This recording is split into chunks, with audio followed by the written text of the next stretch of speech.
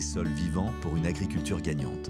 Les sols sont à nu, morts, des pollinisateurs absents, les agriculteurs peinent, des rendements sous pression, une agriculture à bout de souffle. On connaît le constat.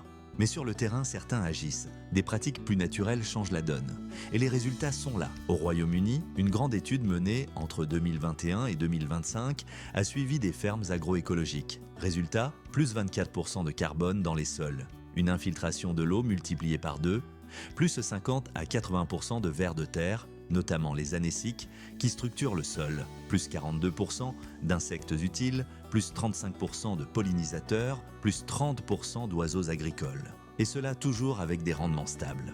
Grâce à quoi? Par des leviers simples, couverts végétaux, bandes fleuries, compost, diversité des cultures. Cela avec moins d'intrants.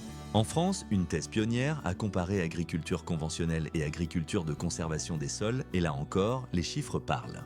Plus 15% de matière organique, plus 14% de biomasse microbienne, plus 35% de magnésium, plus 48% de zinc et plus 18% de stabilité structurale du sol.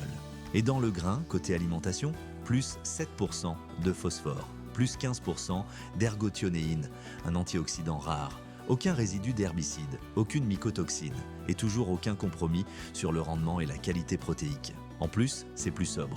Moins d'énergie, moins de chimie, moins de temps, 33% de gasoil en moins, une baisse de 56% d'utilisation du phosphore, une baisse de 80% d'utilisation du potassium, une baisse de 36% d'utilisation de produits phytosanitaires, une diminution de 28% de temps de travail au champ, des sols qui se régénèrent, de la biodiversité qui revient, une alimentation plus saine et des fermes plus résilientes. L'agriculture de demain existe déjà, elle est vivante, elle est mesurée, elle fonctionne. Agroécologie, agriculture durable, One Health.